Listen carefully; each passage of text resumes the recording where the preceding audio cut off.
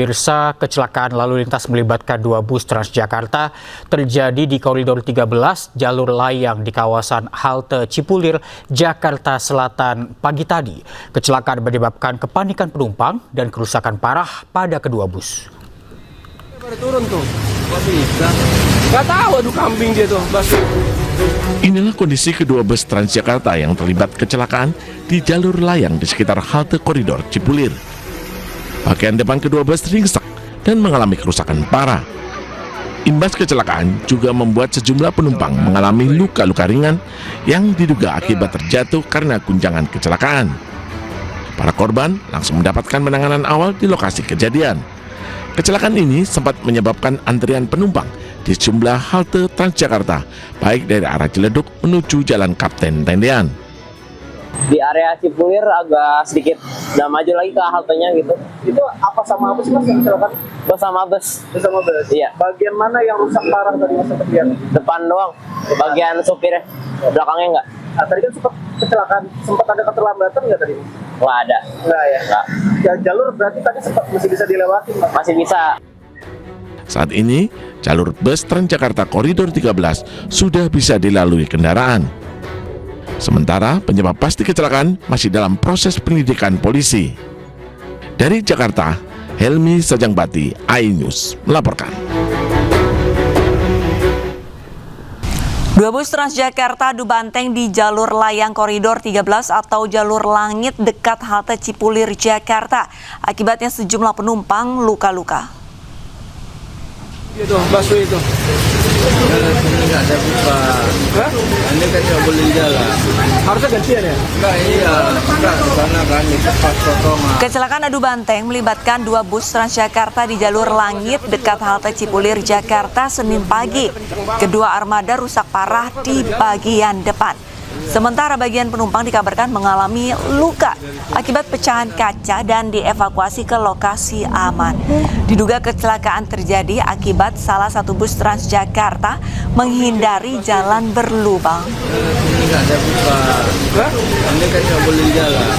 Harusnya gantian ya? Enggak iya, enggak di sana kan itu pas potongan. Dari dua kelompok pemuda terlibat tawuran usai menunaikan sholat tarawih di Depok, Jawa Barat. Pelaku saling serang dengan kayu dan bambu.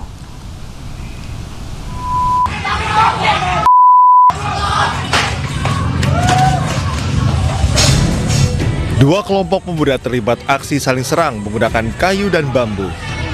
Peristiwa ini terjadi di Jalan Gede Sukmajaya, Kota Depok, Jawa Barat. Dua kelompok pemuda yang terlibat tawuran ini diduga merupakan warga sekitar. Biasanya orang dalam sini sih, orang dalam sama orang dalam sana. Oh gitu. Emang mereka janjian ya? Mereka kayaknya janjian. Tapi di sini emang sering tawuran nggak? Di sini sering. Belum diketahui pasti adanya korban dalam aksi tawuran ini, namun warga mengaku bahwa lokasi ini kerap dijadikan sebagai lokasi tawuran, khususnya jelang waktu sahur. Dari Depok, Jawa Barat, Rizky, iNews melaporkan. Aksi pencurian sepeda motor di Duren Sawit, Jakarta Timur berhasil digagalkan sejumlah petugas keamanan perumahan. Para pelaku berhasil kabur usai mengancam petugas dengan senjata api.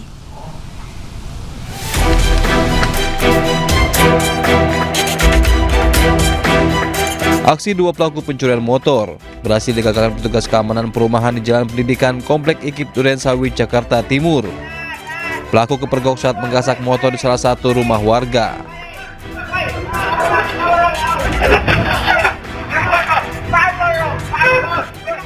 Sempat terjadi kejar-kejaran antara pelaku dan petugas keamanan.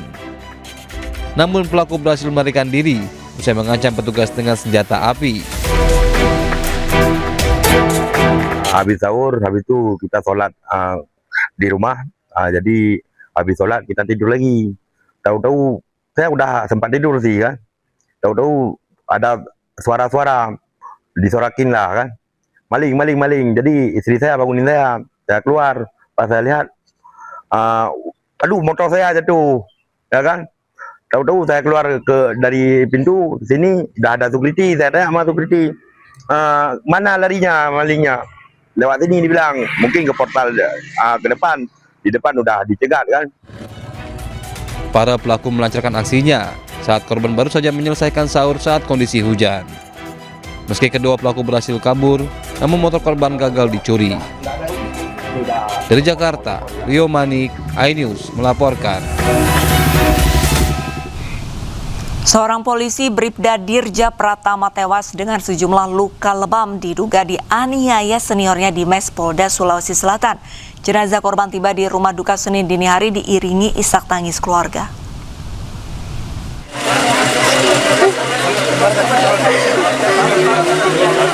Sejumlah keluarga dan kerabat langsung menyambut jenazah Bribda Dirja Pratama saat tiba di rumah duka. Jasad dibawa ambulan dan tiba di Desa Pincara, Pindrang, Sulawesi Selatan pada Senin dini hari. Rencananya korban akan dimakamkan di tempat pemakaman umum TPU Desa Pincara Senin siang. Korban diketahui baru dilantik jadi anggota polisi pada Desember 2025 lalu. Di mata keluarga, korban dikenal penyabar, pendiam, serta ramah dan sopan kepada siapa saja.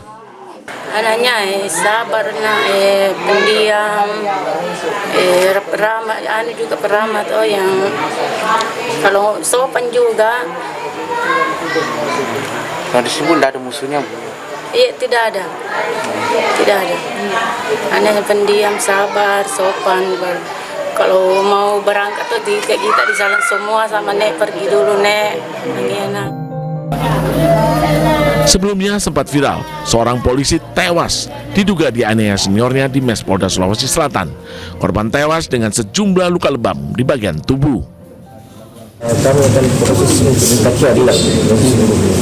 Apabila memang ada penganiayaan, kami serahkan penyidik Polda untuk mengungkap tuntas siapa pelaku dan para penganiayaan kejadian yang tadi pagi. Dia tidak tidur di baraknya, dia tidur di kamar Banten. Waktu kejadian. Dan kalau dia didapat di kamar Banten Polda. Polda Sulawesi Selatan masih menyelidiki dan mengamankan 6 orang saksi. Ke-6 saksi tersebut, 3 anggota polisi yang merupakan senior korban dan 3 lainnya merupakan satu angkatan almarhum di Kepolisian Polda Sulawesi Selatan. Dari Pindrang, Sulawesi Selatan, Erwin Eka Pratama, iNews melaporkan. Sejumlah fakta terungkap dalam kasus penganiayaan oknum Brimopolda Maluku terhadap siswa madrasah di Kota Tual, Maluku. Kejadian ini mengakibatkan korban tewas hingga memicu kemarahan keluarga serta warga dan viral di media sosial. Kini pelaku yang merupakan oknum anggota Brimob telah ditahan dan ditetapkan sebagai tersangka.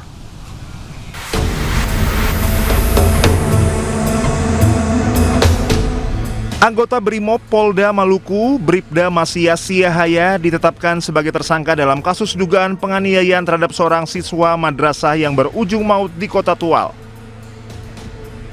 Bribda Masya Siahaya dijerat pasal pidana dan kode etik Polri. Proses hukum terhadap oknum Brimob tersebut terus berjalan. Tersangka telah diberangkatkan ke Polda Maluku untuk menjalani proses hukum dan etik. Pemeriksaan internal kini dilakukan bidang profesi dan pengamanan.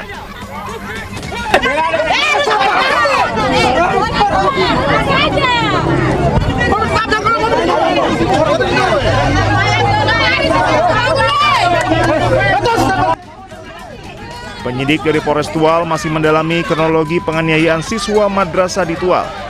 Sejumlah barang bukti telah diamankan dan beberapa saksi sedang diperiksa. Kapolres Tual AKBP Wansi Des Asmoro memastikan kasus ini akan diusut tuntas.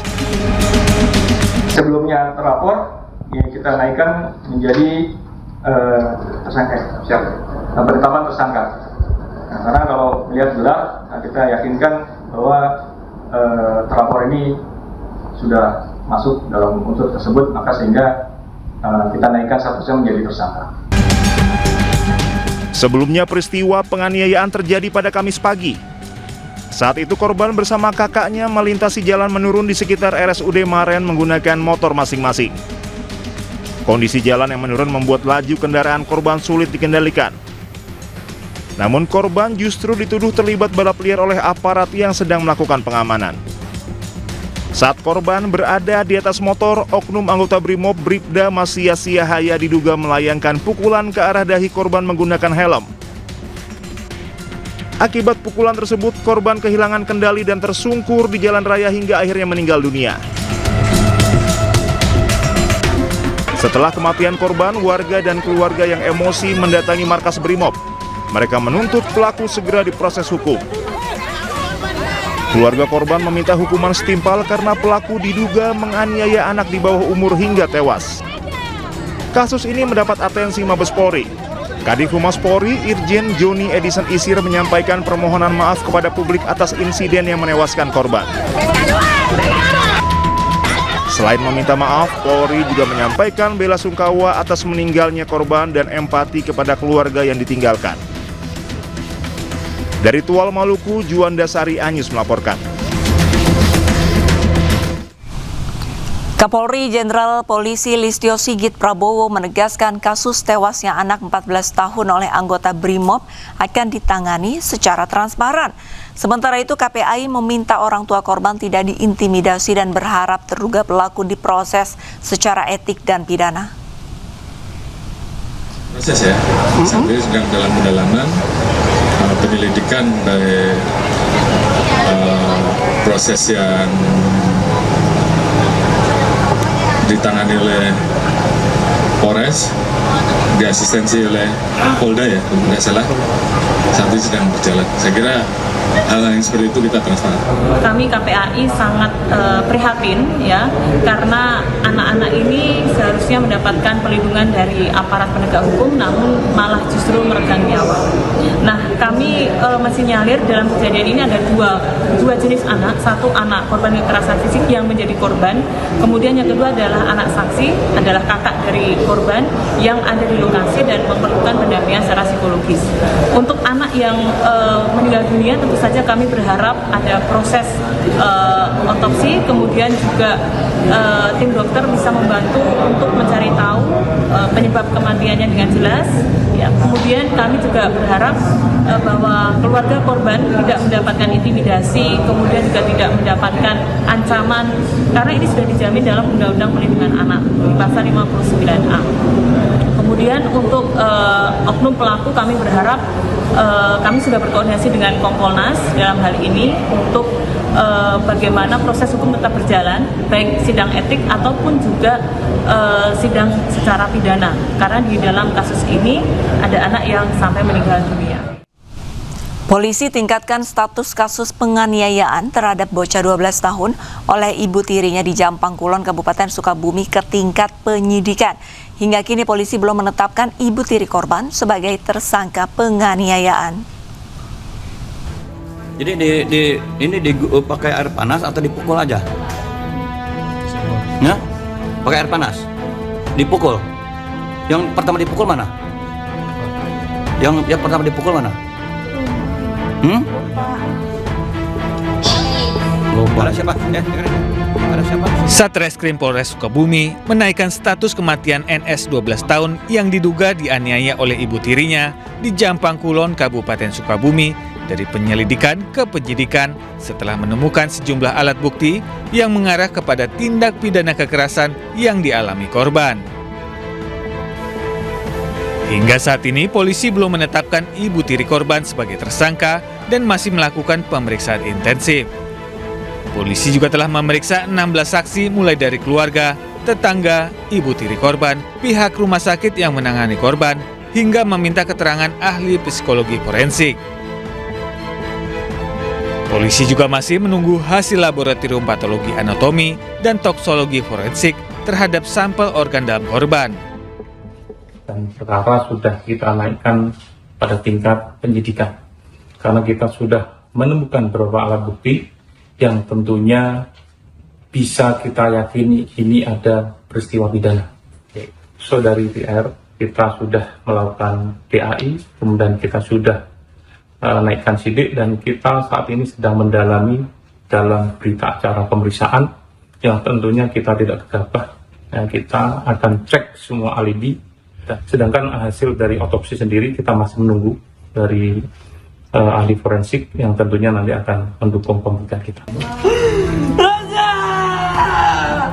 Ayah korban mengungkapkan kekerasan terhadap putranya juga pernah terjadi tahun lalu.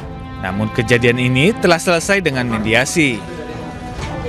terjadi ya. Nah, dan sebelumnya juga dulu pernah terjadi penganiayaan. Saya laporkan ke Polres Pelabuhan Batu, ke PPA. Teman istri saya datang mohon sujud ke saya dan akhirnya saya minta saran ke Pak Haji Isep, dan Pak Haji Isep tidak ada salahnya Jang memaafkan seseorang sepatu dia berubah untuk ke depan. Dibikinkan surat pernyataan, dibikinkan video pernyataan, dan sebetulnya laporannya itu pun belum dicabut sampai saat di Polres. Tahun berapa itu? Itu setahun yang lalu, kelas 6 SD, sekarang kelas 1 SMP. Sebelumnya, seorang bocah 12 tahun kritis akibat luka bakar dan bekas siraman air panas di sekujur tubuhnya. Korban akhirnya meninggal dunia setelah dirawat di IGD RSUD Jampang Kulon, Sukabumi selama 8 jam. Dari Sukabumi, Jawa Barat, Budi Setiawan, Anyus melaporkan. Pemirsa, untuk membahas selengkapnya kami sudah terhubung dengan ayah korban, ada Bapak Anwar Satibi, dan kakek angkat korban Bapak Isep Dadang Sukmana. Selamat siang, Assalamualaikum Bapak. Ya, waalaikumsalam. Baik, sebelumnya kami tim iNews Siang mengucapkan turut berduka cita atas kematian Ananda. Saya mungkin akan ke Pak Anwar terlebih dahulu. Pak Anwar, untuk kasus ini sudah naik ke tahap penyidikan, tanggapan keluarga seperti apa Bapak? Saya harap kecepatan kasus ini yang menjadi bola liar yang kemana-mana dan kecepatan bisa terungkap. Baik, apakah sudah ada kepastian dari pihak kepolisian untuk penetapan tersangka Bapak? Sementara belum ada info seperti itu ya. Tapi Pak Anwar sudah mengetahui bahwa istri Bapak sudah diperiksa oleh polisi? Sudah. Apakah akan ada pemanggilan kembali dari istri Bapak? Belum tahu. Saya ikutin aja. Kalau informasi dari polisi mungkin disampaikan tidak sama Pak Anwar atau mungkin Pak Isep, hasil pemeriksaan seperti apa Bapak? Ya, kalau hasil pemeriksaan sampai saat ini saya juga malam baru pulang dari Polres. Ya, alhamdulillah sudah ada perkembangan yang baik dan sangat luar biasa ya kinerja dari pihak kepolisian yang saya ketahui ya. Juga katanya sekarang sudah tahap penyidikan ya. Cuma kan saya juga belum ketemu dengan ibu tirinya, almarhum, belum ketemu karena saya juga mungkin tidak terlalu, kalau saya kan di BAP kemarin cuma hanya di waktu Jampang Kulon dan ke sana di Polres malam hanya mengantar aja. Bapak Anwar Satibi tidak, cuma hanya memantau aja. Alhamdulillah itu sangat luar biasa ya untuk kinerjanya dari pihak kepolisian, sangat luar biasa. Cuma tidak tahu sejauh mana untuk hari ini ya. Oke, baik Bapak Isep, apakah ada informasi begitu dari pihak kepolisian kenapa sang ibu tiri ini belum ditetapkan sebagai tersangka padahal kasusnya sudah dinaikkan ke dalam tahap penyidikan? Ada suatu kemungkinan ya menunggu hasil informasi dari otopsi ya. Dikarenakan kemarin untuk otopsi belum ada kepastian, katanya menunggu sampai 1 minggu ya dari kemarin ya. Cuma kalau sekarang nggak tahu berapa hari lagi, mungkin sambil berjalan pemeriksaan yang lain-lain, saksi-saksi sambil menunggu yang informasi dari Jakarta itu. Berarti masih menantikan hasil otopsi begitu ya Pak? Dapat dipastikan Pak Isep hasil otopsi akan keluar kapan Pak? Ya kalau kemarin saya waktu pertama saya ke sana ya dari part pertama puasa hari Kamis kalau nggak salah itu informasinya nunggu 1 minggu ya dari kemarin. Nah sekarang udah berapa hari, mungkin cuma nunggu beberapa hari lagi lah. Tinggal kita sabar aja dulu ya. Dan mungkin dari pihak kepolisian juga tetap hati-hati ya. Apalagi saya tidak akan membicarakan apa-apa, apalagi menuduh salah seorang ya. Ini hanya menginformasikan sepengetahuan saya aja. Baik, mungkin Pak Anwar bisa menceritakan bahwa di media begitu Bapak sempat menyampaikan untuk penganiayaan Ananda ini tidak hanya dilakukan tahun ini tapi tahun lalu. Tindakan penganiayaan apa yang dilakukan ibu tiri korban terhadap Ananda, Pak Anwar? Penganiayaan, jadi kronologisnya itu dulu dia kan punya anak angkat ya. Anak angkat dia kelas 2 SMA, sedangkan anak saya waktu itu kelas 6. Berantem sama anak itu, dan akhirnya yang disiksa itu anak saya. Disiksanya jauh, jadi anak saya dibawa dulu, jadi jauh dari rumah, dibawa keluar rumah. Pas di Bojong itu kan ada makam, ada jalan ke sana, tidak ada pemukiman, dan disiksanya di situ anak saya. Dan setelah itu saya datang ke Polsek Jampang Kulon sambil anak saya dibawa. Waktu itu kanitnya masih Pak Riki ya. Pak Riki itu seorang kanit waktu itu melihat kondisi anak saya sampai nangis. Jadi badannya semua memar-memar biru-biru. Dan yang akhirnya tidak berlanjut itu. Dan dilapor ke Polres, dilanjut ke PPA. Berarti ada saksi pada saat itu ya Pak ya? Sang ibu tiri menganiaya Ananda waktu tahun lalu? Ada saksinya itu, anaknya itu. Malah anaknya itu ikut mukul juga ke anak saya. Turut memukuli Ananda? Iya. Jadi anak angkatnya dia itu ikut mukul anak saya juga. Baik, lantas untuk yang kejadian tahun ini, apakah ada saksi mata Bapak sang ibu tiri ini memaksa untuk meminum air panas?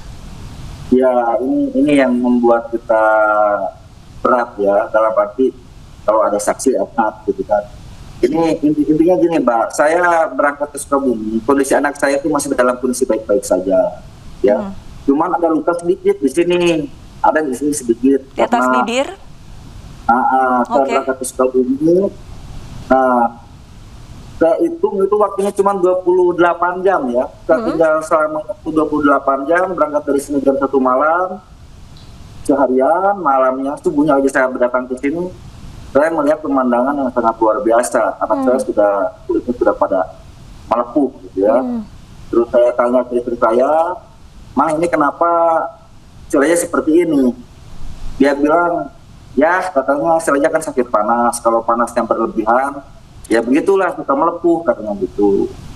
Nah, saya masih tetap banyak istighfar, nahan hati. Paginya jam 8 saya ke rumah sakit, itu diperkuat dengan pernyataan dokter itu sendiri. Jadi pas masuk di IGD, dokter itu datang 2 orang yang perempuan. Di depan itu saya, dokter itu menyatakan, "Pak, Bu, kita ini medis ya, kita tahu. Ini bukan luka yang diakibatkan daripada sakit panas, tapi ini luka bakar, penganiayaan." Oke. Nah, terus dokter yang 2 itu pergi, datang lagi satu dokter yang laki-laki. Bawa buku, bawa pulpen, terus di mana aja Pak lukanya, dia catat. Nah, akhirnya dia pergi. Gak lama kemudian ada yang datang ke saya. Iya. Ini dokternya aja mana? Dia saya sendiri, kata saya. Apa dipanggil katanya. Dan setelah saya dipanggil, saya dibawa ke salah satu ruangan oleh dokter itu. Dia berhadapan-hadapan dengan saya. Dia itu menegaskan, "Pak, kita tidak nuduh ya, tapi ini sepertinya ada indikasi sudah terjadi kekerasan." Dan setelah itu berlanjut, anak saya dibawa ke ruang ICU. Di dalam itu anak saya menghembuskan napas terakhir. Intinya meninggal ya. Nah, itu terjadi pro kontra. Kenapa Pak? Saya mau untuk melakukan otopsi. Saya terhadap orang tua saya, ini Bapak Haji Sukman ini orang tua angkat saya, tapi saya sudah anggap orang tua saya sendiri. Saya memohon ke bapak saya, orang tua saya, "Ayah, saya mau melakukan otopsi, biar jelas gitu." Dibawa ke Sukabumi, di otopsi di Rumah Sakit Bayangkara. Nah, selesai otopsi, itu ada bapak polisi juga yang menerangkan kalau memang luka ini luka bakar gitu. Baik. Cuman Kalau labnya belum ini ya, belum labnya masih kita tunggu ya. Baik, Bapak, dengan adanya keterangan dari para dokter begitu, tidakkah bisa dijadikan sebagai bekal bahwa untuk adanya penetapan tersangka terhadap ibu tiri korban, Bapak? Saya tahu ya, jujur saya awam hukum ya, makanya saya percayakan hukumnya kepada kepolisian. Tapi Pak Anwar, dalam keseharian yang Bapak lihat, mungkin setelah penganiayaan tahun lalu, perlakuan dari istri Bapak kepada anak Bapak ini seperti apa? Nah, jadi tahun lalu dan setelah itu kan anak saya mondok nih, di pondok sambil sekolah. Jadi pulangnya itu baru kemarin. Baru kemarin? Iya, itu karena mau puasa, Jadi memang semua murid dari pesantren itu dipulangkan karena mau munggah. Iya. Anak saya itu diantar sama temennya, bukan sama ojek. Sama temennya, terus saya ngomong, "Ma, ambil uang 30," kata saya, buat apa, masih buat bensin. Tapi temannya yang antar.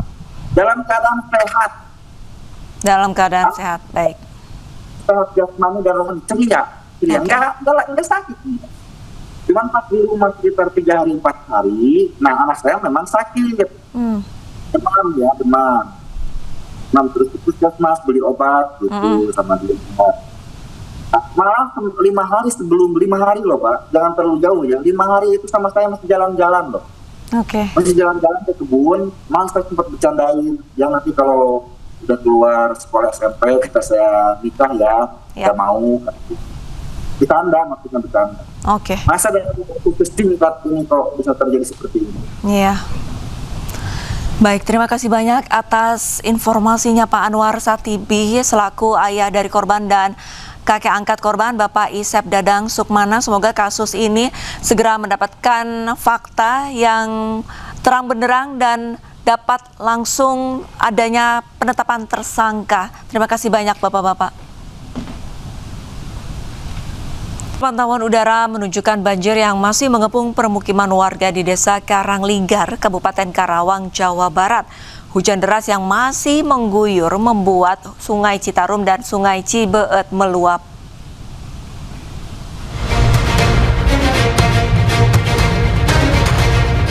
Memasuki hari ketiga, banjir masih merendam Dusun Kampek dan Dusun Pangasinan, Teluk Jambe Barat, Kabupaten Karawang, Jawa Barat. Dari pantauan udara terlihat hamparan air yang merendam rumah warga, musola, sekolah, hingga jalan desa. Tak hanya permukiman, puluhan hektar sawah dan lahan pertanian ikut terendam. Tanaman padi yang seharusnya siap panen kini terancam membusuk. Akibat banjir ini, warga terpaksa meninggalkan rumah mereka mengungsi ke tempat yang lebih aman. Sebagian bertahan di posko darurat balai desa dan sebagian lainnya menumpang di rumah kerabat. Sekarang udah mulai surut ya, udah 20 cm tuh. 20 cm udah mulai surut ya. Tadinya hampir 1,5 meter. 1,5 meter tadinya. Iya, tadinya 1,5 meter. Baru 20 cm turunnya. Iya, 20 cm lihat tuh. Menurut warga, hingga kini bantuan logistik untuk rumahnya yang masih terisolasi belum mendapatkan bantuan. Warga berharap bantuan segera disalurkan karena sangat dibutuhkan. Dari Karawang, Jawa Barat, Rudi Setiawan, iNews melaporkan. Memasuki hari keempat, banjir yang melanda Desa Karanglinggar di Kabupaten Karawang, Jawa Barat belum surut. Hingga saat ini ketinggian air masih mencapai 1 meter.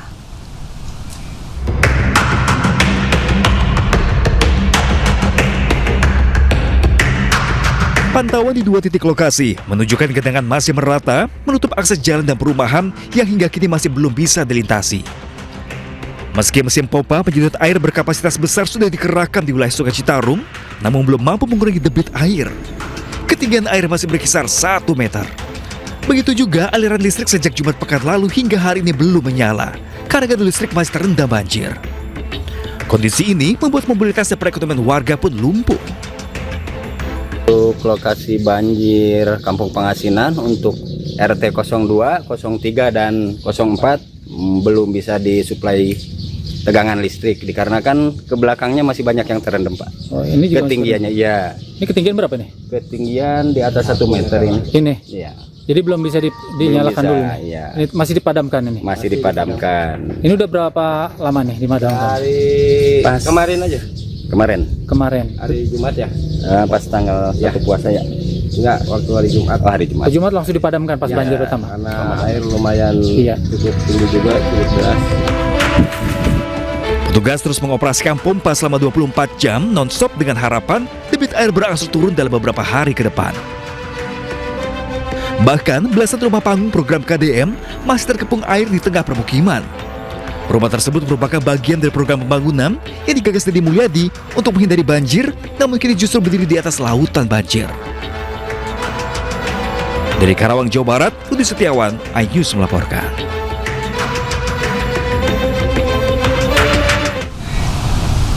Pemirsa, untuk mengetahui situasi terkini, kami sudah terhubung dengan rekan Rudi Setiawan di Desa Karangligar, Karawang, Jawa Barat. Selamat siang, Rudi. Rudi, bagaimana kondisi terkini di sana siang hari ini?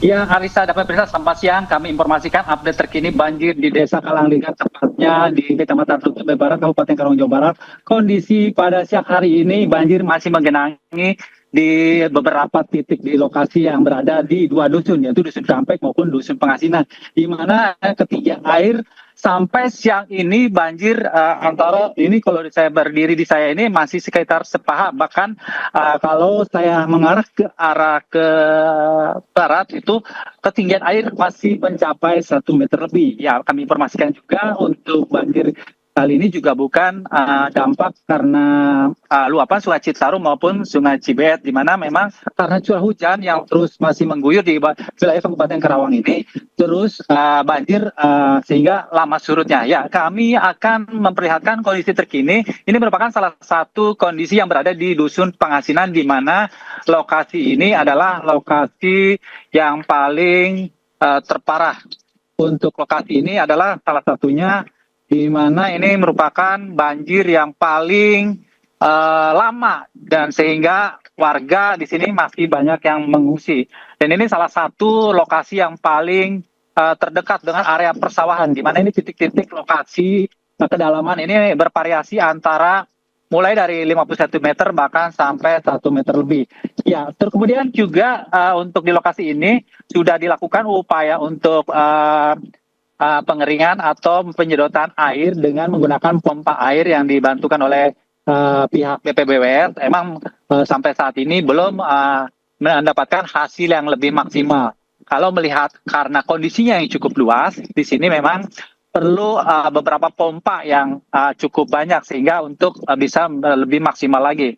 Dan ini adalah salah satu lokasi di Desa Pengasinan ini hampir sampai saat ini masih ditinggalkan oleh para pemiliknya, dan mereka sampai saat ini masih mengungsi di sejumlah titik yang tersebar di Desa Karangligar.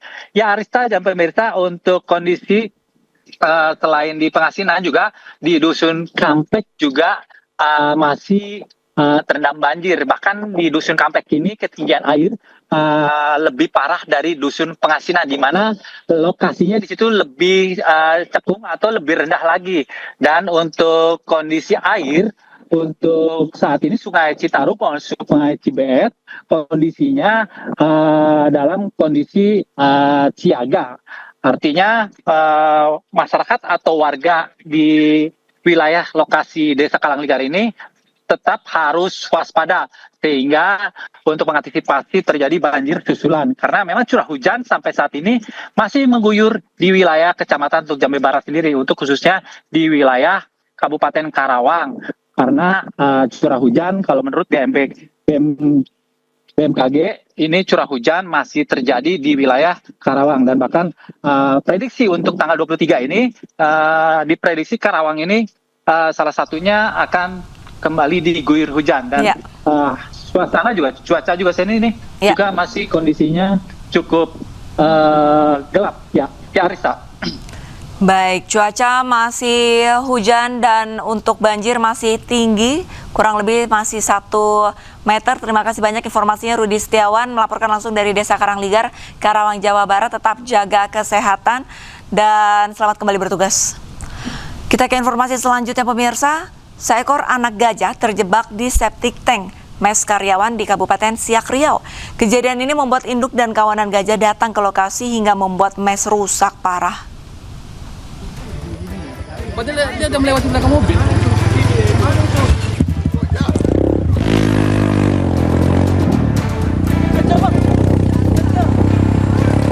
Sejumlah karyawan sebuah perusahaan panik ketika melihat kedatangan seekor gajah di mes mereka.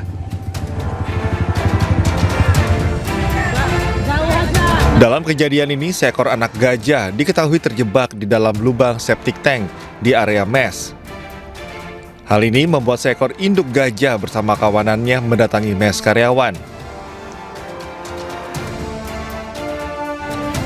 Kedatangan induk dan kawanan gajah ini menyebabkan kerusakan cukup parah pada bangunan mes.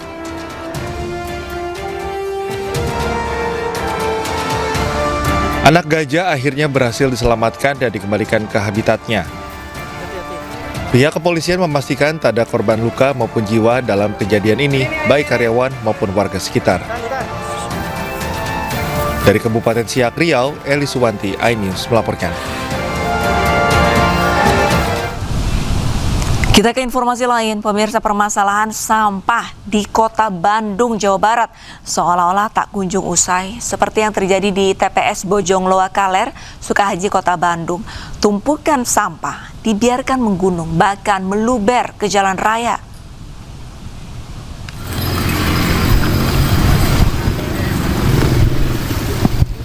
Puluhan gerobak sampah di sepanjang Jalan Babakan Ciparai, Kota Bandung tidak bisa masuk ke TPS Bojongloa Kaler karena sudah tidak ada lagi lahan pembuangan.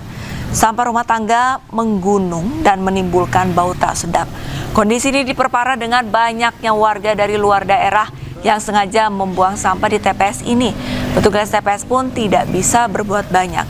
Kondisi ini dikeluhkan warga karena menimbulkan bau dan mengganggu aktivitas sehari-hari.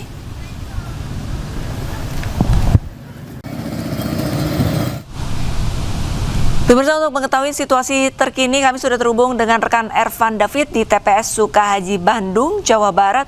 Selamat siang, Ervan. Ervan, untuk tumpukan sampah di sana hingga siang hari ini bagaimana? Apakah sudah ada penanganan?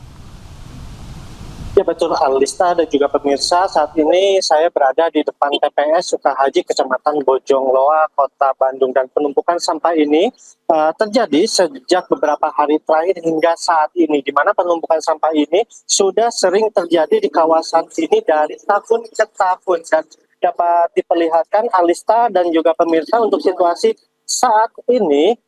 Ada truk pengangkut di depan TPS Sukahaji, dan dari informasi yang kami dapatkan dari petugas TPS dan juga petugas dari DLH Kota Bandung bahwa TPS ini setiap harinya mengkonsumsi 80 ton sampah hingga membutuhkan sekitar 10 truk pengangkut, dan selain itu akibat penumpukan sampah ini juga membuat bau tidak sedap di sepanjang Jalan Sukahaji hingga simpang kawasan Jalan Pasir Koja, Kota Bandung. Dan bahkan saat banjir datang, seluruh sampah yang ada di kawasan TPS ini sendiri mengambang hingga menyebabkan terurai ke jalan raya, dan hal tersebut dikeluhkan pengendara dan juga masyarakat yang melintas di kawasan Sukahaji dan juga kawasan Pasir Koja dikarenakan bau yang cukup menyengat dari sampah-sampah yang menumpuk. Dan bahkan saat ini status Kota Bandung juga sudah darurat sampah dalam beberapa bulan terakhir atau sejak tahun 2025 lalu, dan di mana untuk konsumsi sampah Kota Bandung ini mencapai 1.496 hingga 1.594 ton per hari untuk konsumsi sampah menuju TPA Sarimukti. Sementara untuk kuota pembuangan sampah dari Kota Bandung menuju TPA Sarimukti dibatasi hanya sekitar 980 hingga 981 ton per hari. Demikian, Arlista. Baik, berarti ada melebihi kuota sampah yang diberikan dan saat ini pemerintah tentunya harus memiliki jalan keluar untuk darurat sampah di Bandung. Terima kasih banyak laporannya Ervan David dan selamat kembali bertugas. Seorang pria di Blora, Jawa Tengah dengan sengaja bolak-balik mengendarai motornya di jalan yang baru dicor. Alih-alih minta maaf, pelaku justru marah karena menganggap pengecoran jalan tanpa izin. Motornya orang mogok ya. Iya. Iya. Cakap Pak, itu Pak. Dalam video amatir warga, seorang pria mengendarai motor melintas di jalan yang baru dicor di Desa Palon, Kecamatan Jepon, Blora. Pria tersebut bahkan dengan sengaja bolak-balik di jalan yang masih basah. Ada pekerjaan dengan, bila saya tanya, izin terkait tertulisnya mana?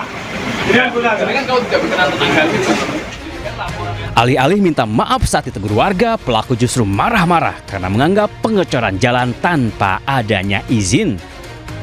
Menurutnya, proyek pembangunan jalan kabupaten tersebut kurang transparan sehingga ia melakukan aksi melewati jalan yang baru dicor dan masih basah.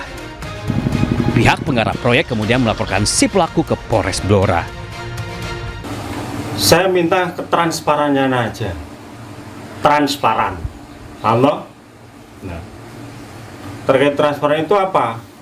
Ya sesuai regulasi. Kalau memang regulasi ini sudah jelas, untuk terkait pengerjaan, ya monggo lah, itu dikerjakan. Ya ini saya menindaklanjuti dari kejadian yang kemarin di Desa Palon tentang pengerusakan pengecoran yang saya lakukan kemarin. Saya langsung membuat laporan di Polres terkait hal tersebut. Meski terjadi insiden perusakan jalan oleh segelintir warga setempat, namun pembangunan proyek jalan tetap berjalan. Dari Blora, Jawa Tengah, Heri Purnomo, iNews melaporkan. Pemirsa, deretan kasus kekerasan kerap terjadi dalam pertandingan di Liga 4 PSSI. Terbaru, aksi tak pantas dilakukan pemain klub Liga 4 PSIR Rembang yang diduga meremas kemaluan wasit saat melakukan protes.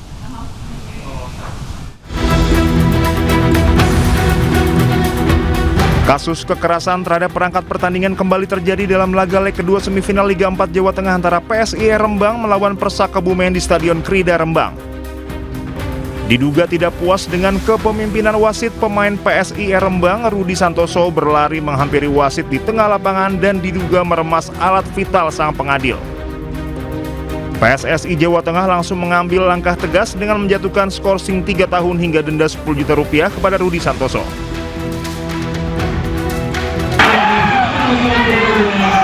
Sementara laga final Liga 4 Lampung tahun 2026 yang mempertemukan TS Saiburai Lampung asal Pesawaran dan Tanggamus Farmer Agonsa KFC berakhir ricuh.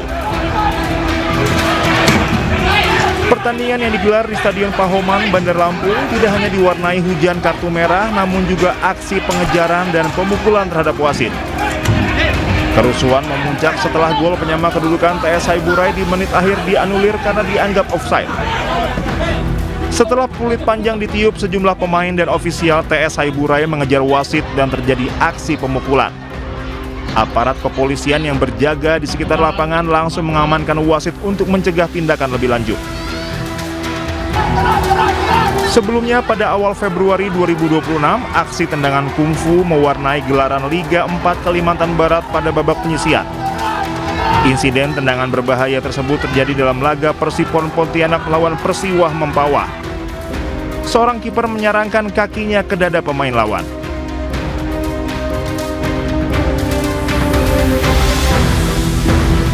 Sebelumnya, awal Januari 2026, insiden tendangan kungfu juga terjadi dalam babak 32 besar Liga 4 Jatim di Stadion Gelora Bangkalan, Madura antara Putrajaya Pasuruan melawan Perseta Tulung Agung. Pemain Putrajaya Muhammad Hilmi Gimnastiar melakukan tendangan keras ke dada Firman Nugraha pemain Perseta. Atas insiden tersebut, Muhammad Hilmi Gimnastiar dijatuhi sanksi PSSI berupa larangan beraktivitas di sepak bola seumur hidup dan dipecat klubnya. Kejadian serupa kembali terjadi dalam laga Liga 4 Daerah Istimewa Yogyakarta yang mempertemukan UAF FC dengan KAFI Yogya FC. Pemain KAFI Yogya FC, Dwi Aan, mengangkat kaki hingga mengenai kepala pemain UAD FC Amirul. Namun wasit hanya memberikan kartu kuning. Tim Liputan Anyus melaporkan. Seorang pria tertangkap warga setelah kedapatan mencuri barang berharga dari sebuah rumah kosong di kawasan Kebonjeruk, Jakarta Barat. Namun, 2 rekannya berhasil kabur.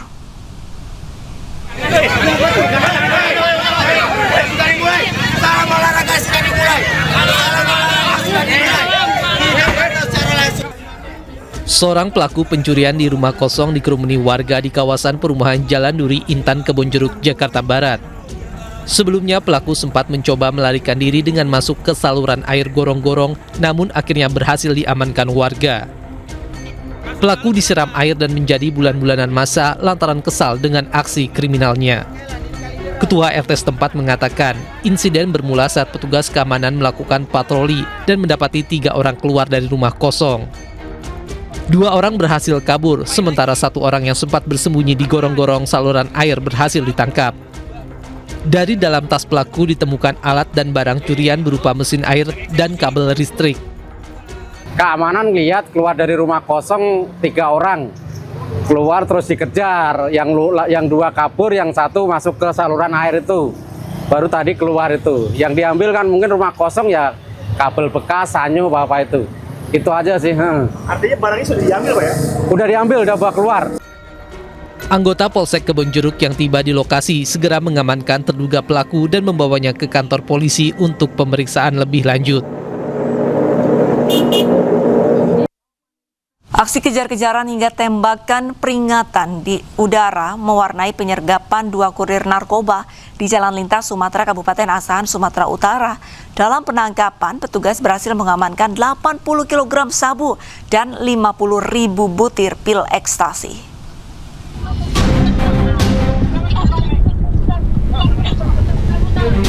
Kejar-kejaran antara mobil polisi dengan kurir narkoba ini terjadi di Jalan Lintas Sumatera sejauh lebih dari 30 km di Desa Air Teluk Kiri, Kecamatan Truk Dalam, Asahan, Sumatera Utara.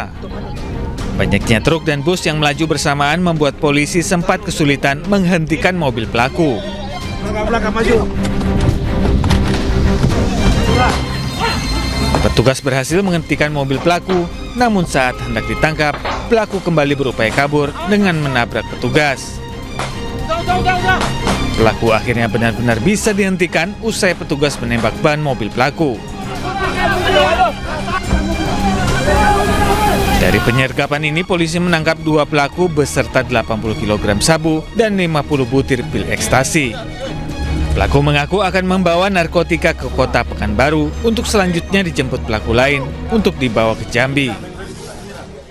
Para bandar yang menguasai yang memerintahkan mereka untuk memasang satu aplikasi di download, perintahnya seperti itu, dan selama perjalanan harus posisi on, dengan menggunakan aplikasi Alfred Kamera. Lebih 2 hari 2 malam berarti sudah gagal, ataupun berarti sudah terjadi sesuatu. Kedua pelaku dibawa ke Mapolrestabes Medan untuk dilakukan pemeriksaan lebih lanjut dan terancam hukuman di atas 10 tahun penjara. Polisi kini tengah mendalami keterangan kedua pelaku untuk meringkus pelaku-pelaku lain yang terlibat dalam praktek peredaran narkoba jaringan internasional ini. Dari Medan, Sumatera Utara, Adi Palapa Harahap, Anyus melaporkan. Seorang pria di Kisaran Asahan, Sumatera Utara menyerang 1 keluarga hingga mengalami luka di bagian tangan dan kepala akibat terkena pukulan benda tumpul.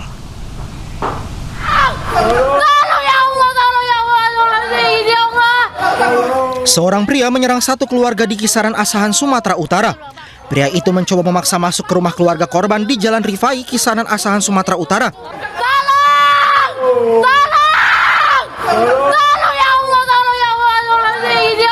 Korban yang mendapat laporan dari adiknya langsung pulang ke rumah.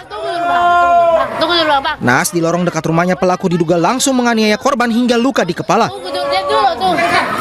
Oh bang.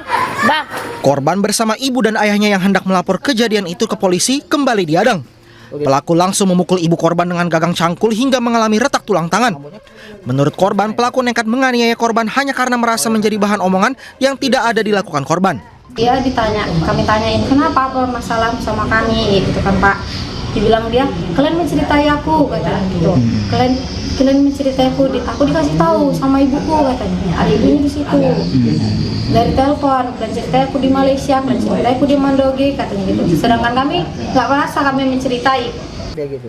Pelaku kini telah ditangkap polisi dan dibawa ke Mapolres Asahan. Akibat kejadian itu korban masih mengalami trauma dan berharap pelaku mendapat hukuman setimpal. Dari Asahan, Sumatera Utara, Ulil Amri, iNews melaporkan. Pemirsa, kurma menjadi kudapan yang diburu warga selama bulan Ramadan. Dan banyaknya peminat membuat pasar Tanah Abang diburu warga. Dan berikut laporan rekan kami Kea Dela Rosa dan juru kamera Aulia Syah Ramadan. Pemirsa, pasar Tanah Abang kembali diserbu warga untuk membeli dan berburu kurma. Di samping kanan saya nih sudah ada kurma yang best seller, yakni kurma Tunisia Tangkai. Di toko El Shanum ini banyak sekali jenis beragam kurma yang dijual. Dari mulai kurma Nabi atau kurma Ajwa dan juga kurma Tunisia Tangkai. Nah, untuk mengetahui apa saja jenis kurma yang dijual di toko ini, langsung saja kita tanyakan ke pedagang di depan saya. Halo Mas, selamat pagi Mas. Boleh dikasih tahu nih ada jenis kurma apa aja? Untuk kurma kita banyak banget, ada kurma Mejol, ada kurma Tunisia, kurma Madinah, Mesir, Kalas, ada juga Tunisia Tangkai ini. Banyak banget pokoknya macamnya kurma.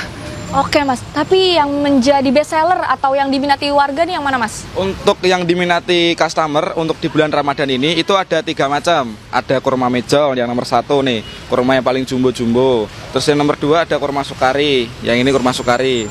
Terus ada lagi kurma Ajwa atau kurma Nabi yang sebelah depan sana, yang warna hitam pekat gitu. Untuk harganya dari mulai kisaran berapa Mas? Untuk harga kalau untuk Sukari ini 1 kilonya di 80.000. 1 kilo. Untuk yang Mejol tergantung ukuran, ada 2 macam, ada yang jumbo, ada yang medium. Yang medium di harga 250.000, yang jumbo di harga 300. Untuk Ajwa juga sama, yang jumbo 300, yang medium 250.000.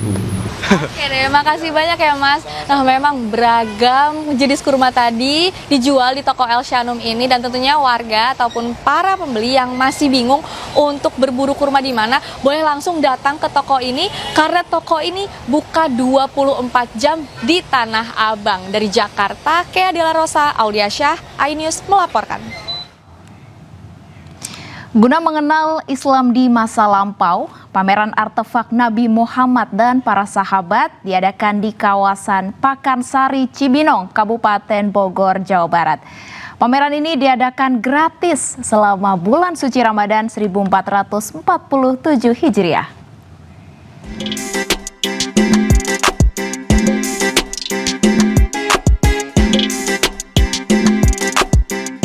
Warga antusias menyaksikan pameran peninggalan Nabi Muhammad SAW dan para sahabat yang digelar pemerintah Kabupaten Bogor di Stadion Gelora Pakansari Cibinong.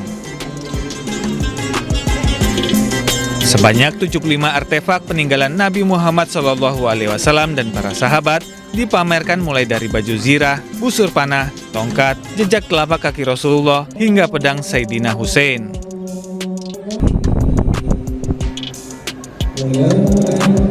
Dalam acara ini juga dipamerkan kiswah Ka'bah dari generasi ke generasi dan peninggalan sejarah peradaban Islam lainnya. Warga mengaku senang dan antusias dan berharap dengan pameran ini dapat menambah kecintaan kepada Rasulullah SAW.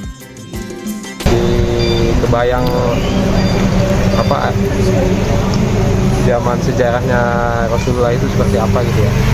Termasuk tadi lihat sorbannya itu, wah itu melambangkan kesederhanaannya baginda Rasul ya. Mudah-mudahan jadi menambah rasa cinta kita kepada beliau.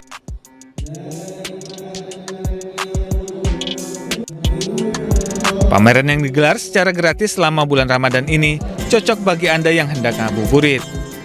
Di sini Anda dapat melihat langsung sejarah ketauladanan, kesederhanaan dan kebijaksanaan Nabi Muhammad SAW dalam membangun peradaban Islam.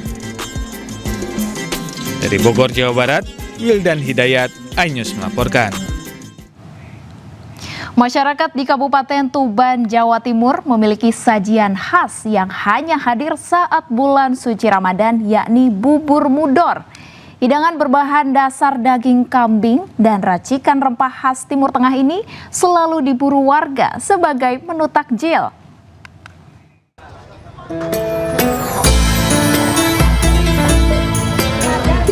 Warga Tuban rela antri berjam-jam untuk mendapatkan bubur mudor. Bubur mudor diambil dari nama Masjid Mudor yang berada di Jalan Pemuda, Kabupaten Tuban, Jawa Timur. Tradisi berburu bubur mudor telah berlangsung turun-temurun setiap bulan Ramadan. Sejak selepas azan zuhur, proses memasak bubur yang terbuat dari santan kelapa, daging kambing, serta aneka rempah-rempah khas Timur Tengah dimulai. Proses pengadukan bubur tidak boleh berhenti selama kurang lebih 2 jam agar bubur tidak hangus dan merusak cita rasa yang kaya akan rempah. Setiap hari panitia mengolah sekitar 30 kg beras dan 15 kg daging kambing untuk menghasilkan 400 porsi bubur yang dibagikan secara cuma-cuma untuk warga sebelum waktu berbuka puasa. Setiap tahun Pak antri. Setiap tahun antri di sini. Emang rasanya gimana Pak? Rasanya itu memang ada rempah-rempah di sini Pak. Jadi untuk kesehatan sangat baik. Bubur mudor bukan sekedar hidangan berbuka puasa, namun lebih dari itu, tradisi ini menjadi simbol kebersamaan, gotong royong, dan semangat berbagi yang terus terjaga di tengah masyarakat Tuban setiap datangnya bulan suci Ramadan. Dari Tuban, Jawa Timur, Pipit Wibawanto, iNews melaporkan. Berburu kuliner khas Ramadan di Kota Denpasar dapat dijumpai di Kampung Jawa, Dusun Wanasari. Salah satu kuliner yang khas dan favorit warga untuk menu berbuka puasa adalah sate susu yang terbuat dari kantong susu sapi.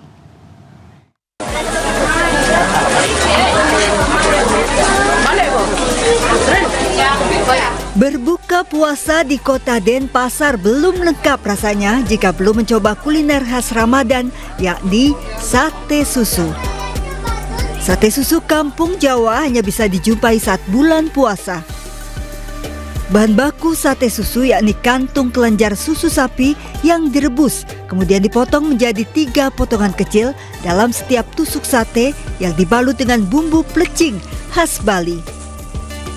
Dalam sehari, pedagang mampu menghabiskan 1 kantong susu sapi yang memiliki bobot 4 hingga 5 kg yang diolah menjadi sekitar 3-500 tusuk sate. Kalau susu berapa? 5 kiloan lah yang sudah matang itu. Jadi berapa tusuk itu? Ya kurang lebih 300-500. Karena teksturnya unik sih, lembut, terus juga mungkin bumbunya juga ya ada bumbu pedasnya juga, bumbu kacang juga pedas gitu kan. Beda sama sate yang lain ya, sate yang kayak sate kambing atau sate ayam ya, gitu sih mungkin sih perbedaannya. Di pasar takjil Kampung Jawa, 1 tusuk sate susu dijual seharga Rp3.000. Tekstur kenyal dan aroma khas susu segar memberikan kenikmatan tersendiri dibanding jenis sate lainnya. Dari Denpasar, Bali, Indira Ari, iNews melaporkan. Meja buka puasa sepanjang 3,5 km di Beirut, Lebanon memecahkan rekor dunia. Acara ini juga dihadiri 5.800 orang peserta dan 700 panitia.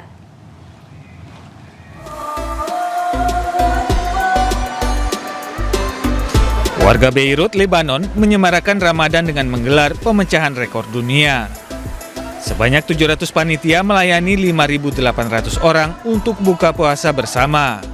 Acara buka puasa yang dihadiri Perdana Menteri Lebanon Nawaz Salam mencatatkan rekor meja iftar terpanjang di dunia sepanjang 3,5 km. Peserta buka puasa juga dihibur dengan atraksi pemusik yang bergelantungan di langit-langit.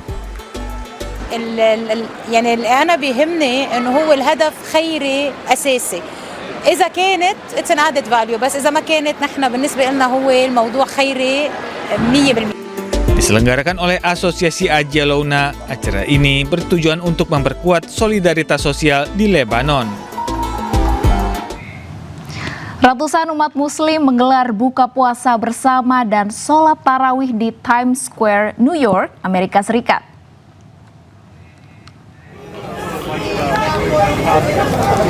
Acara tahunan ini diselenggarakan oleh komunitas Wayo Free Rescue. Panitia membagikan 1.500 paket makanan berbuka dan 1.200 mushaf Al-Quran dalam berbagai bahasa kepada jemaah dan masyarakat sekitar. Kegiatan ini berhasil menarik perhatian turis dan warga lokal.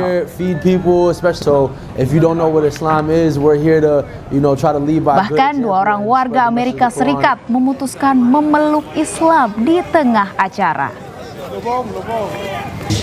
Kegiatan iftar di Times Square pertama kali digelar pada tahun 2022.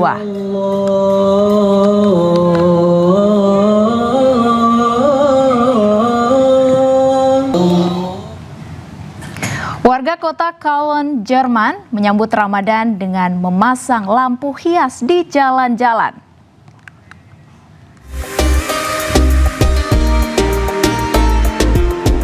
Jalan-jalan di kota Cologne, Jerman kembali semarak dengan hadirnya lampu hias yang menawan. Lampu bulan sabit dan bintang dipasang di sepanjang jalan Venlo Pusat di distrik Ehrenfeld. Hal ini untuk menandai datangnya bulan suci Ramadan sebagai bagian dari perayaan keberagaman. Kota Cologne memiliki lebih dari 100.000 penduduk muslim dan menjadi lokasi salah satu masjid terbesar di Jerman. Pemirsa, kecelakaan lalu lintas melibatkan 2 bus Transjakarta terjadi di koridor 13 jalur layang di kawasan halte Cipulir, Jakarta Selatan pagi tadi. Kecelakaan menyebabkan kepanikan penumpang dan kerusakan parah pada kedua bus. Baru turun tuh, kok bisa? Gak tahu, aduh kambing dia tuh. Inilah kondisi kedua bus Transjakarta yang terlibat kecelakaan di jalur layang di sekitar halte koridor Cipulir. Bagian depan kedua bus ringsek dan mengalami kerusakan parah. Imbas kecelakaan juga membuat sejumlah penumpang mengalami luka-luka ringan yang diduga akibat terjatuh karena guncangan kecelakaan. Para korban langsung mendapatkan penanganan awal di lokasi kejadian. Kecelakaan ini sempat menyebabkan antrian penumpang di sejumlah halte Transjakarta, baik dari arah Ciledug menuju Jalan Kapten Tendean. Di area Cipulir agak sedikit udah maju lagi ke haltenya gitu. Itu apa sama bus mas yang kecelakaan? Bus sama bus. Bus sama bus? Iya. Bagian mana yang rusak parah tadi mas kejadian? Depan doang, bagian supirnya, belakangnya enggak. Nah, tadi kan sempat kecelakaan, sempat ada keterlambatan nggak tadi? Nggak ada. Nggak ya? Nggak. Ya, jalur berarti tadi sempat masih bisa dilewati mas? Masih bisa. Saat ini, jalur bus Transjakarta Koridor 13 sudah bisa dilalui kendaraan. Sementara penyebab pasti kecelakaan masih dalam proses penyelidikan polisi. Dari Jakarta, Helmi Sajangbati, iNews melaporkan. Pemirsa, barang Amerika Serikat masuk Indonesia tak perlu sertifikasi halal dalam salah satu poin perjanjian dagang resiprokal antara Indonesia dan juga Amerika Serikat. Padahal selama ini sertifikasi halal menjadi kewajiban terhadap produk yang diperjualbelikan di Indonesia termasuk pada UMKM.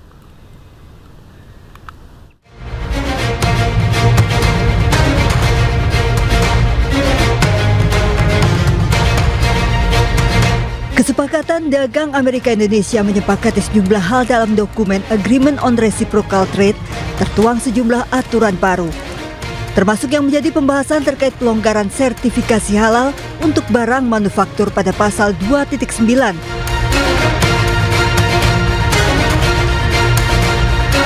Indonesia harus membebaskan produk Amerika dari setiap persyaratan sertifikasi dan label halal.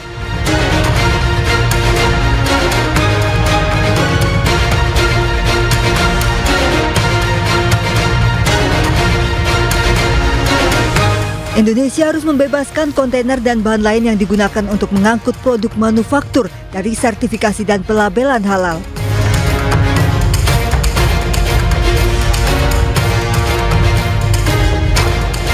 Indonesia tidak boleh memberlakukan persyaratan pelabelan atau sertifikasi produk non-halal.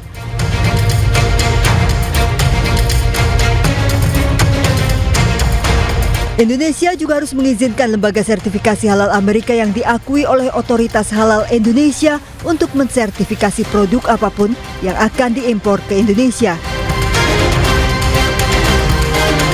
Intinya itu kita kan termasuk yang mungkin paling lama ya berunding soal tarif itu perdagangan.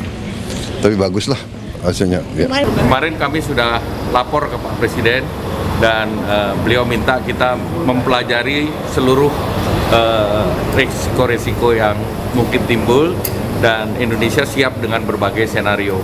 Karena senario keputusan Mahkamah Agungnya Amerika ini sudah dibahas dengan USTR sebelum kita tanda tangan.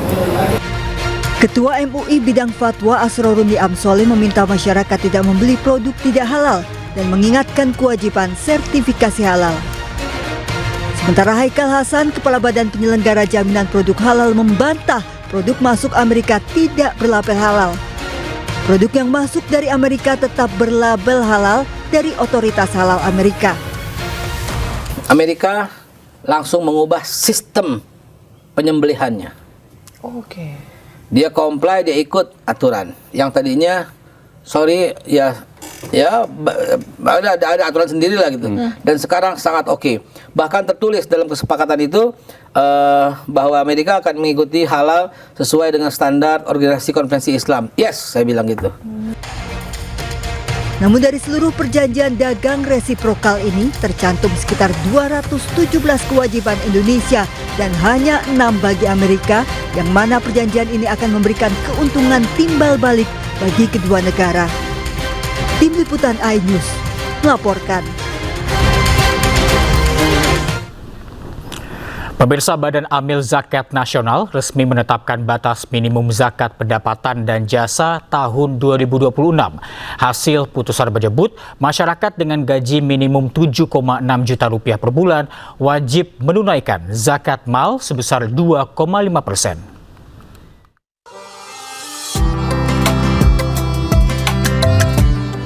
Badan Amil Zakat Nasional resmi menetapkan nilai batas minimum zakat pendapatan dan jasa tahun 2026.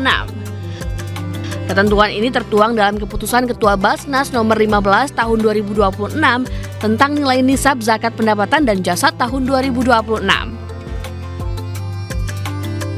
Hasil batasan minimum zakat pendapatan diputuskan senilai Rp91.681.000 per tahun atau setara dengan Rp7,6 juta per bulan. Nilai ini setara dengan 85 gram emas dengan acuan emas 14 karat dan asumsi harga rata-rata emas selama tahun 2025.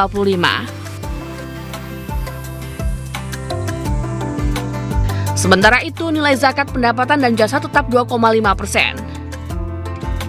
Dengan berlakunya keputusan ini, masyarakat Muslim Indonesia yang memiliki penghasilan setara Rp7,6 juta per bulan wajib menunaikan zakat pendapatan 2,5%. Tim Liputan iNews melaporkan.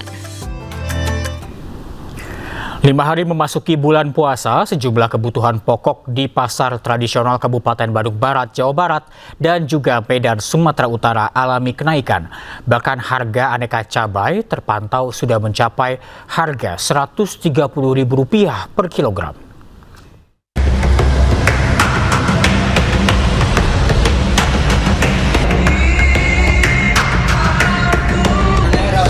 Memasuki hari kelima bulan puasa, sejumlah kebutuhan pokok di pasar tradisional pada Larang Kabupaten Bandung Barat, Jawa Barat masih mahal. Seperti yang terjadi pada harga daging ayam, dijual dengan harga Rp40.000 dan telur Rp31.000 per kilogram. Tidak ketinggalan, harga aneka cabai juga mengalami kenaikan harga. Seperti cabai rawit dijual dengan harga Rp130.000. Penyebabnya katanya gagal panen, terus banyak hujan katanya. Tapi nggak tahu ya Pak ya, atau nggak tahu setorannya itu telat atau gimana. Tapi saya tanya-tanya kebanyakan katanya dari hujan, terus gagal panen. Tingginya sejumlah harga kebutuhan pokok ini membuat warga harus merogoh kocek lebih dalam. Warga berharap agar pemerintah turun tangan menstabilkan harga pasar di bulan suci Ramadan. Masyarakat itu ada punya uang, tidak semuanya masyarakat itu mampu untuk membeli. Tapi karena memang itu kebutuhan pokok yang tidak bisa ditinggalkan, yang tidak bisa ditunda, ya apa boleh buat. Makanya tadi dengan cara dikurangi pintar-pintar ngatur uang belanja, mengatur uang belanja, dikurangi jumlah pembelanjaan. Lonjakan harga bahan pangan pokok pada pekan pertama Ramadan juga berdampak pada daya beli masyarakat di Kota Medan. Seperti komoditas cabai caplak yang sebelumnya Rp50.000 kini menjadi Rp70.000 per kilogram. Disusul oleh cabai merah Rp28.000 naik menjadi Rp40.000 dan cabai rawit dari Rp20.000 per kilogram kini menjadi Rp40.000. Pada komoditas lain, kenaikan terjadi pada tomat yang awalnya Rp10.000 menjadi Rp20.000 per kilogram.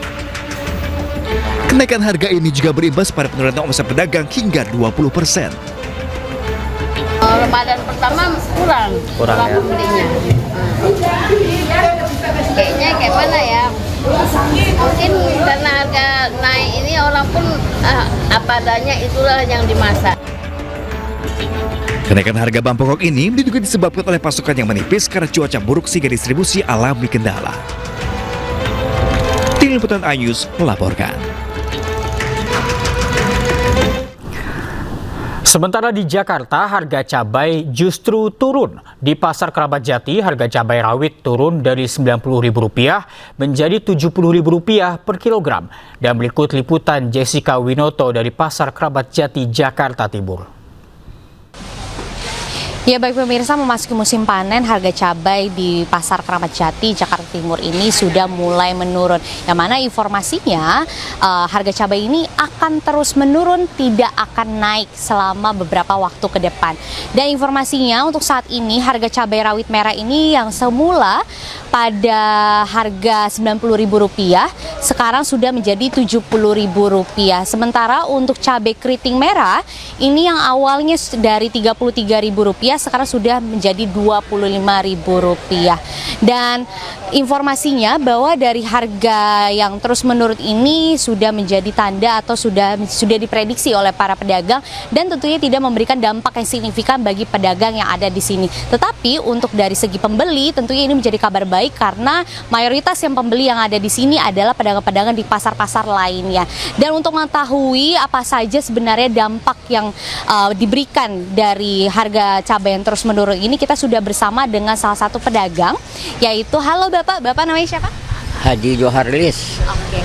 Pak Haji kita mau tanya, untuk dari harga cabai yang terus menurun ini dari segi pedagang ini gimana sih Pak? Kalau bagi pedagang biasa aja, nggak ada pengaruhnya. Kita biar mahal kita ngambil untung, murah juga ngambil untung, nggak ada pengaruhnya.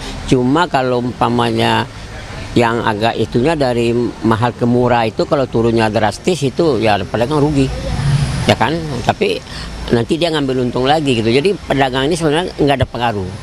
Mahal murah nggak ada pengaruh, sama aja, ya kan? Cuma kalau cabai mahal kadang-kadang untungnya agak gede, itu aja. Kalau cabai murah ya untungnya kecil, ya paling 1.000, 2.000, 1.000. Tapi kalau cabai mahal itu bisa ngambil 5.000, 7.000, 3.000. 2.000. Tapi kalau cabai murah, cabai 10.000 nggak ngambil untung 2.000, nggak mungkin, paling 10.000. Tapi kalau cabai 100 itu bisa ngambil untung 10.000, 5.000. Jadi cabai ini pedagang ini ngambil untung ini antara 2 sampai 10.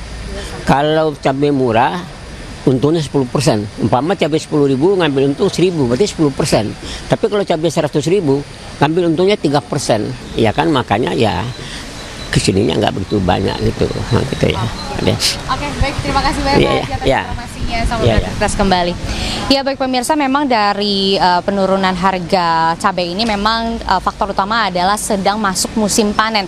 Yang mana informasinya selama 3 hingga 5 bulan ke depan harga cabai ini tidak akan naik di lain sisinya akan terus menurun. Tentunya dari ini akan menjadi pertanda baik karena ini dapat mensejahterakan petani maupun pedagang maupun juga para pembeli. Dari Jakarta, Jessica Winoto, Aris Setiawan, iNews melaporkan. Sejumlah kendaraan dibakar dampak dari kasus pembunuhan kartel narkoba di Meksiko. Sejumlah petugas pun kewalahan memadamkan kendaraan-kendaraan tersebut yang tersebar di beberapa titik.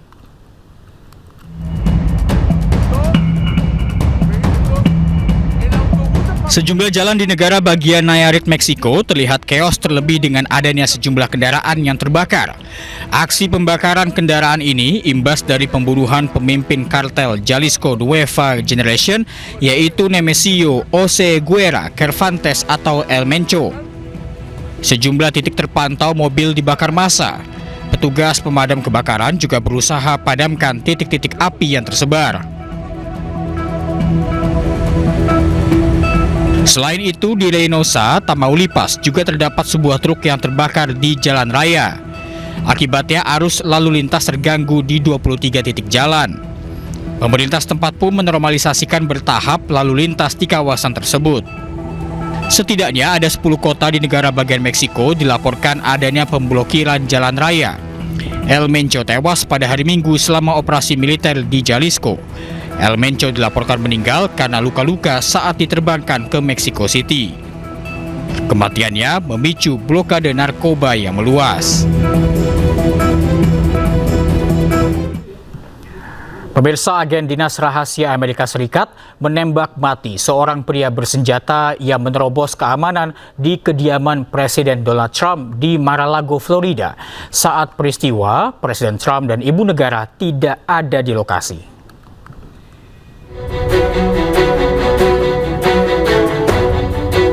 Secret Service atau Dinas Rahasia Amerika Serikat menembak mati seorang pria bersenjata yang menerobos perimeter keamanan resort milik pribadi Presiden Trump di Mar-a-Lago, Florida pada Minggu waktu setempat. Rekaman video menunjukkan sejumlah kendaraan polisi memblokir jalan di sekitar resort. Saat kejadian, Presiden Trump dan ibu negara Melania Trump sedang berada di Washington DC. Dalam pernyataannya, Dinas Rahasia Amerika Serikat menyatakan bahwa pelaku teridentifikasi bernama Austin, berusia 21 tahun, dan berasal dari North Carolina. Pelaku membawa senapan dan jerigen berisi bahan bakar. I think it's awful. I don't know what exactly possesses these people to think that this is okay or what. We know what his intentions were, and it was to hurt people, and violence is never the answer. Once you turn to violence, you've already lost your side of the fight. It's not acceptable for any side of the parties to have any kind of violence. Hingga kini, polisi masih menyusun profil untuk mengungkap motif dibalik aksi nekat tersebut.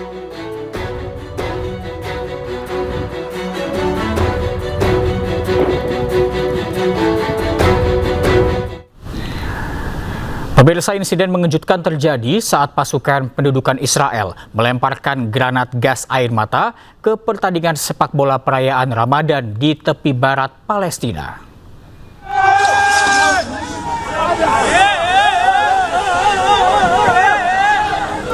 Dalam video, nampak granat gas air mata dilemparkan ke arah sekelompok anak-anak yang sedang bermain sepak bola perayaan Ramadan di sebuah lapangan di Ramallah.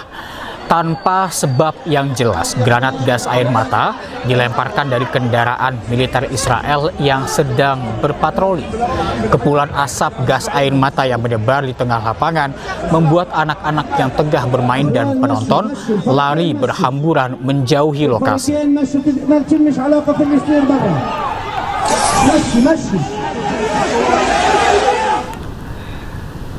Ratusan orang berkumpul di Baalbek, Lebanon untuk menghadiri pemakaman Komandan Senior Hizbullah Hussein Yagi.